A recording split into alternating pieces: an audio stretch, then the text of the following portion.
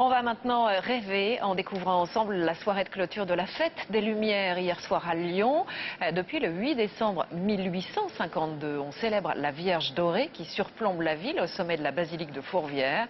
Les Lyonnais font donc l'ascension de la colline avec chacun un petit lumignon à la main, une procession féerique. Denis Sébastien, Philippe Évêque. 4 jours de fête, mais pour les Lyonnais un soir plus fort que les autres, celui du 8 décembre, identifiable à ces milliers de lumignons que l'on pose aux fenêtres. Comme beaucoup, la famille Breuil ne raterait ce moment pour rien au monde. Il y a la tradition, et puis il y a cette communion aussi, tous ensemble, chacune des petites lumières des Lyonnais. Depuis 1852, ce soir particulier, une procession remonte la colline de Fourvière, un hommage à la Vierge, depuis l'inauguration d'une statue au sommet de la basilique.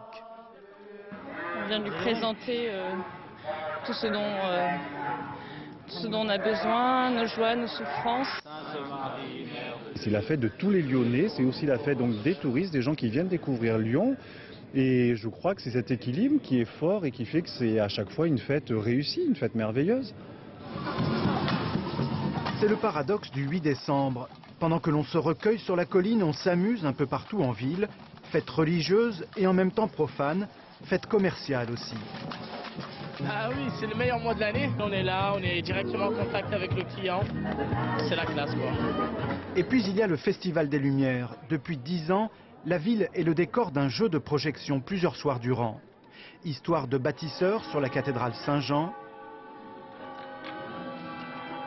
Allégorie du temps qui passe, place des terreaux.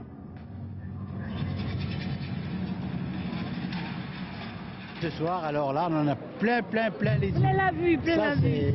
C'est vraiment formidable. Oui. Les organisateurs attendaient 4 millions de visiteurs sur 4 jours pour cette édition 2009. Le chiffre est évidemment invérifiable, mais cette année encore, la lumière aura attiré beaucoup de monde.